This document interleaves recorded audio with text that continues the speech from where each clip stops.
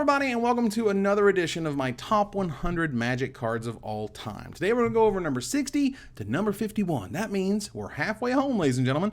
I would like to note that this is just my list. This is just my top 100, and as we get closer to the top, you might find a few things that are kind of weird, at least weird to you in terms of like, well, this is just like the power scale, right? The most powerful Magic cards of all time. It's not the most powerful. It's just the ones I like. Let's get started.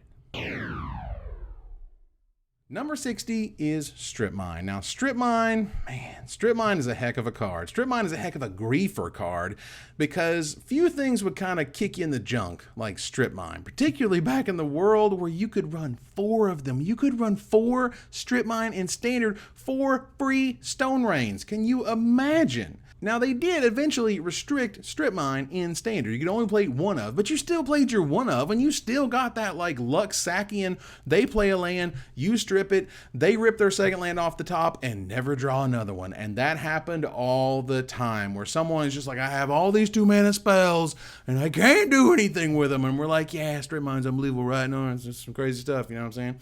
So, like, you know, Strip Mine has been restricted in Vintage for, like, ever, if not ever, almost forever in Vintage, because it is a card that does something way too efficiently on a card that is completely uncounterable, at least in terms of playing it. I understand when you activate it, you can counter it. I love how we're Magic players, and if you don't cover every single facet, you're going to get told about what you missed or whatever. The point is, Strip Mine does things that no other land has done since, was in a Standard environment for some reason, was a restricted card in the Standard environment for whatever reason, and the last little dagger I'll share with you for a card like Strip Mine. You know, back in the day, in 4th edition Standard, if you wanted to mulligan, you couldn't just mulligan. If you drew your 7 cards and you're like, I don't like these, I want to throw them back, blah, blah, blah. No. That's not cool. You had to prove to your opponent that you had no lands. You had to go, look, see, I got no lands. You had to show them your hand. You had to show them basically what you were playing on turn 1 or before even the first turn in order for you to mulligan. And a lot of times, your one land that would not let you mulligan was Strip Mine. Or another card that we'll talk about later on my list, but this is the type of card that would both giveth and taketh away. And a lot of times, it just takes and takes and takes, and it just took too much. But it's still sweet. Speaking of griefing, number 59 is Plow Under. Whew, Plow Under, let me tell you. It's a heck of a green spell. It's a weird spell because not only was it incredibly griefing back in the day, I think it just got bowled over, right? It was printed in Urza block. Green was terrible. You never got to see it shine. Why does this card exist? Well, then it was later reprinted, and you kind of saw why it shouldn't have been, because it lived in a world with Eternal Witness. And Plow Under plus Eternal Witness means you put the blade down the tracks, not across the road, down the tracks. That's where they go, because, my God, Plow Under, Eternal Witness get Plow Under, and then they would scoop. That's how it works. So I love it for the raw power level. I enjoy it for the griefer aspect. I don't like to grief. I'm not a troll, but when you play a Magic sometimes, particularly in Cube, oh man, when you get that Eternal Witness, like maybe something that copies Eternal Witness to get back even more Plow Unders, oh, it's so good. It's so good. It's another card, much like Strip Mine, that griefs so hard, you're never going to see it again. It just griefs way too hard. But it is very high on the power level. It is a really unique, cool spell. Seeing it play in Cube since forever. Just one of those cards that very much like Stunted Growth. If you look up Stunted Growth, it's another one of those cards that you're probably not going to see again because of the way that it affects your opponent is just too warping and is too abusable and is not a spell that Wizards really wants to kind of design around or develop around in a format. And I think it's pretty easy these days to see why. Number 58 is Gaea's Cradle.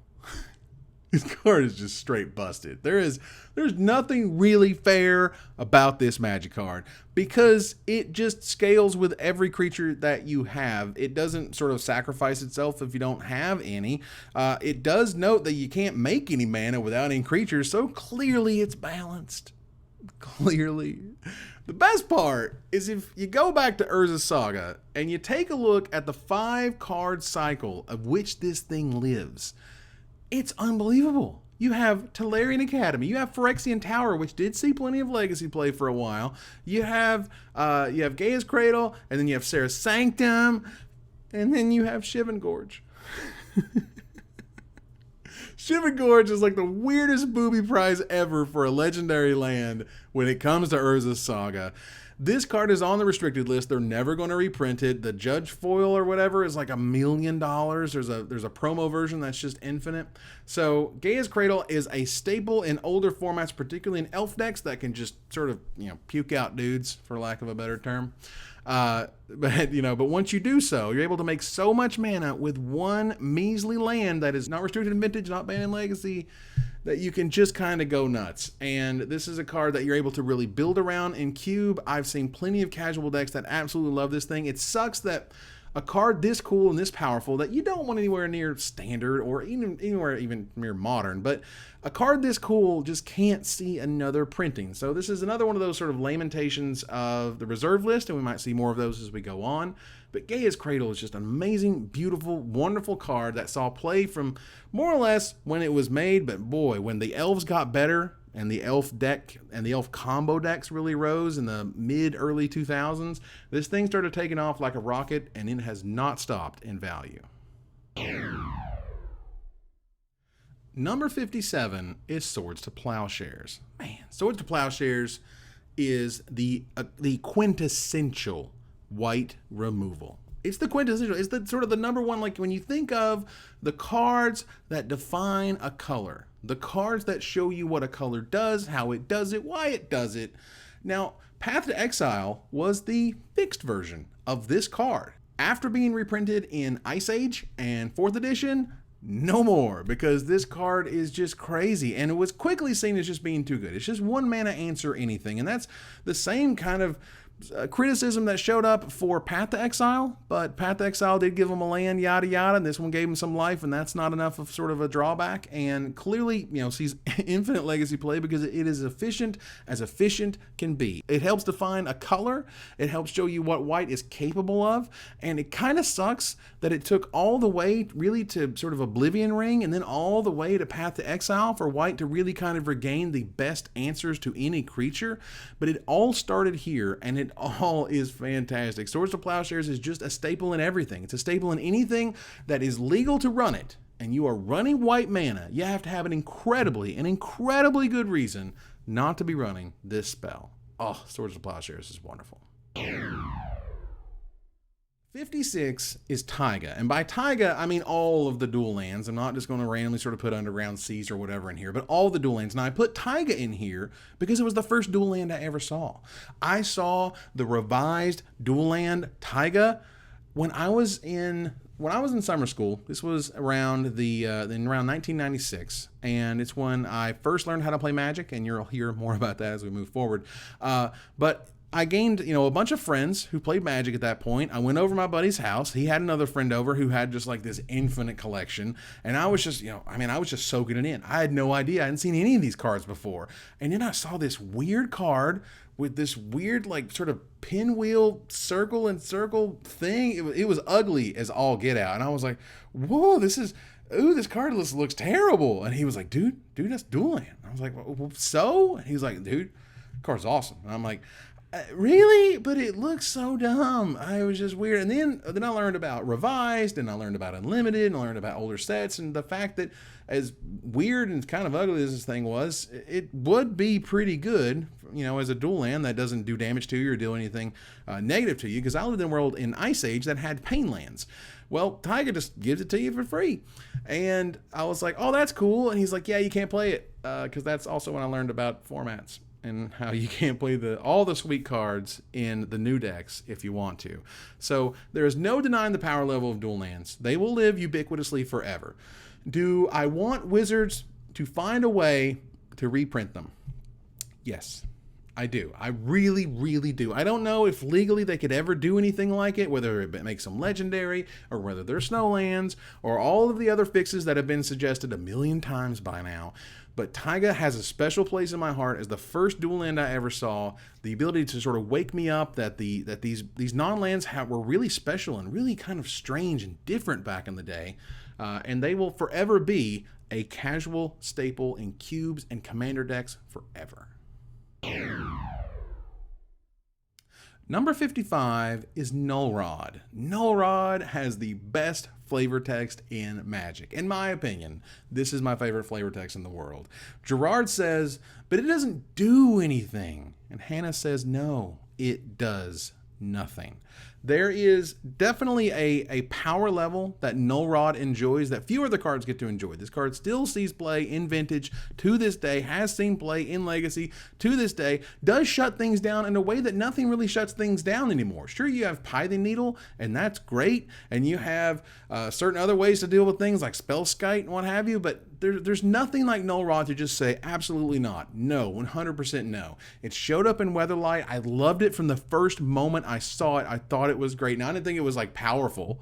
I just loved the picture, and man, that flavor text it just encapsulates so much of not only what the card does, but the interaction between Gerard and Hannah, and just it kind of lives in my memory as one of those things that I'll never forget. I'll never forget my favorite flavor text, and I will never forget how much I love Null Rod. And even if it didn't always see cube play, and even if I don't always see it on casual tables, I know it's still out there, rocking constructed in Vintage, and it still sees play for those who have to hate on their commander players, their fellow commander players who are just too artifact happy. Null Rod is great. Number 54 is Azorius Chancery and Friends, much like Simic Growth Chamber and so on. These are all of the Karoos, all of the bounce lands as they're called. I'm just going to wrap them all together. They are certainly some of my favorite Magic cards, but they're also some of the most powerful Magic cards. They are some of the most powerful lands to ever exist. If you don't recognize that, let me give you an example. So one of the reasons these lands were like so environment warping and unbelievably powerful is that when you have like a basic land and then you have a bounce land, that is ultimately 3 mana. Yeah, you had to wait a turn, but you got 3 mana out of 2 lands. And if you have 2 bounce lands and a basic land, that's 5 mana in 3 lands. So like the way that it scales upward is fantastic. The way that it fixed your mana and lets you splash almost any other colors was amazing. Being able to run 3 or 4 of these would let you cut down on your land count. And you had to be careful so you wouldn't draw too many of them, but it lets you cut down your land count a little bit because, again, they counted for sort of like a mana and a half in terms of being able to try to figure out what your mana curve is and how many sort of colors that you need to splash for in Ravnica, because Ravnica also had Signets, which were their own problem. But I had bounce lands in my cube for a very long time, and it just got to the point where they were so good and so ubiquitous, and you could just play them in every deck, and you just pick them, and it didn't really matter. As long as at least one of your colors was in the bounce land, it was generally always worth it. And sometimes you'd be able to splash for stuff, and that's super awesome. But it got to the point where they were just annoying. They got to the point where they were just really, if not overpowered, just too much. They were just too good, and they were kind of getting in the way of the rest of the draft, because every time it was like, man, I'm just going to first pick this bounce land, and I'm going to get this other bounce land, and now I've got these 4 colors or these 3 different colors from the 2 different lands that I'm able to do all this sort of really absurd things with. So it's fantastic that they keep reprinting them in casual sets where they're amazing. They're fantastic in that environment where it's not hyper competitive. Then these cards are sweet. But usually in cubes, particularly in cubes like the ones that I would be playing, which is the powered cubes, they are absolutely competitive, and they're almost just really kind of too good and they're a little pushed when it comes to a competitive environment. But whether it's whether it's Commander decks or Dual decks or Modern Masters, in Modern Masters, for those who got to draft Modern Masters, you too got to experience them. However, they were uncommon there, whereas they were common in Ravnica block, and that's a big deal. That means you saw them way less, and they were just as good and just as playable. So for those who got to experience Modern Masters 2015, congratulations. You got a little tiny taste of what we got at common all of the time in Ravnica block. Number 52 is Jace Beleren. Oh yeah, he's from the Lorwyn 5. In my book, in my eyes, now clearly we've already talked about Garrett Wildspeaker, but man, I love me a Jace Beleren. I love Jace Beleren for a few reasons. One, he underwhelmed everybody when he first showed up. Let's make no mistake here. No one gave a crap about Jace Beleren when he first showed up. Everybody was like, what? 3 mana and I draw like 1 card? What's that stupid +2 ability? Seriously? Each player draws a card? That seems weird. And no one really respected it. Now, like, clearly, I sound like a crazy person these days because this card is so good they will not reprint it because it will just be in every blue deck ever. But back then, they didn't really know what they were doing. You know, the Planeswalkers were new. Were they too good? I don't know. They were kind of pushed, but they seemed really powerful. And when I first played against Jace Beleren, I was just like, really? You're playing that card? And then it killed me. I mean, it didn't kill me, but you know, the Jace advantage that he had just destroyed me. And the first time somebody played a Jace Beleren and then they plus 2'd it, and I was like, you're giving me a card. And then I lost. Not that turn, but later. And that's what happens with cards like Jace Beleren, is that you don't lose immediately, but later on, you're gonna lose. And it turns out that all the card advantage from Jace Beleren is what got you there. So whether he was rocking standard, whether he was kicking butt in cube, he's still a Commander All-Star. He's still beloved to this day. This is the Mickey Mouse of Magic. Wizards needed a poster child, and Jace is it. That's Jace Beleren. He was fantastic. He was unbelievably sweet in standard. He's been amazing in casual ever since. I love, love, love Jace Beleren. Number 52 is Sensei's Divining Top. Now, I know. Let's take a moment. Let's pour out a 40 for our homies that have to play in Legacy against this thing. I mean, look, I suffered myself. I lived in a world of Extended where everyone had tops all the time. And they would like top, go, and then they would, you know, and then play with the cards, and you would do your thing, and you'd say go, and then they go, oh, into your turn, top. And they would do nothing. They would never change the order, or they would look like they're changing the order so they could look like they were doing something. Oh my God. It literally got so bad in Extended, they banned it because it was making tournaments last too long. Whew. All right, so let's talk about the good aspects of this card, and there are plenty. It is a really cool, unique artifact. It's strange because at the time when it was first spoiled, it didn't get a lot of love. It really didn't get a lot of, you know, sort of notice or attention, but over time, as people got to play with it more and more, and particularly when Dark Confidant showed up and it was like, whoa, this card right here lets you manipulate the top cards of your library. And so Dark Confidant and Sensei's Divining Top was a thing. That was totally sweet. And then Cold Snap showed up, and then, oh my God, there's Sensei's Divining Top that can stack your deck and make sure that every one converted mana cost spell will always be countered. So that in and of itself just raised the 1 mana artifact from something that was kind of neat and almost a toy, honestly. It was almost like a top, wasn't it? It's something that to this day people request banning in formats because whether it's they think it's too overpowered, or it's too much to do for 1 mana, or multiples let you do weird stuff when it comes to fetch lands and you get to stack the triggers and all this other stuff where you get to look at extra cards. Like, it's a weird, almost very technical card, which makes it a very challenging card and a complex card, and I really like those types of things. And I like to see cards that just kind of took what was like really meager beginnings and turned into an absolute powerhouse to the point where Sensei's Divining Top is 100% not reprintable, 100% almost overpowered in Legacy, and is a card that, you know, it started small and then it got to the big time, and I love it. Sensei's Divining Top. Number 51 is Batterskull. Man, Batterskull showed up thanks to the leak of all leaks. New Phyrexia, if you didn't know, was busted weeks early. I think it was at least 2 weeks early. And all of the set just showed up. And unfortunately, the world champion and his friend also got busted in the middle of all that because they were sent an early copy of the set so they could write articles about it for French magazines. And then they leaked it to their friends, who leaked it to other people, who got to the internet, and oh my God.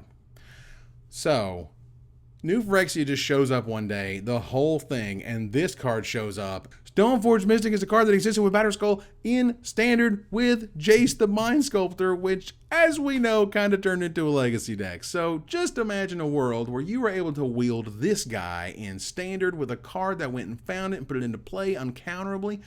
Woo! Uncounterably is not a word, but you know what I'm saying. Batterskull is just good, pure efficiency. It's a card that I still, and particularly back then, I couldn't believe it. And I go to Wizards, and I was like, what are you doing? And they were like, look, you know, like New Phyrexia was in the format. New Phyrexia was going to only be in Standard with Stoneforge Mystic for a short period of time, and then Worldwake was going to leave us along with Rise of the Eldrazi. And it was just too much. It just got to be too freaking much. And so eventually Stoneforge Mystic and Jace the Mind Sculptor are banned. But Batterskull lives on. It continues to rock in Legacy. It's amazing in casual decks. I've always loved it in my cube. I've seen it in lots and lots of Commander decks. Batterskull is a sweet, sweet card that kind of shows maybe you don't always need to put the pedal to the metal. Batterskull is a card that, if you look at a long timeline, it's certainly an aberration in how good equipment was. This is one of the best equipments of all time. It's one of the most efficient, one of the most game-changing. That ability is it's built right in. It's built in to return to its owner's hand if you deal with a creature. And like, so what? You equip for 5. Who cares? It's amazing on its own. It's amazing when equipped. It's good coming. It's good going. It's not good clean living, because there ain't nothing good and clean about this. It's bad and it's dirty. It's filthy. But I love it because it's great. It's always been good. I love Batterskull, and it is absolutely one of the best cards to cap off one half of my top 100 cards of all time. Ladies and gentlemen, thank you very much for hanging out with me to go over another 10 of these. I will be bringing another one of these to you very, very soon. I really appreciate you hanging out. If you like these, subscribe, like, comment down below. Tell me what you think. I always appreciate that type of stuff. And until next time, Magic players, this is Evan Erwin, tapping the cards so you don't have to.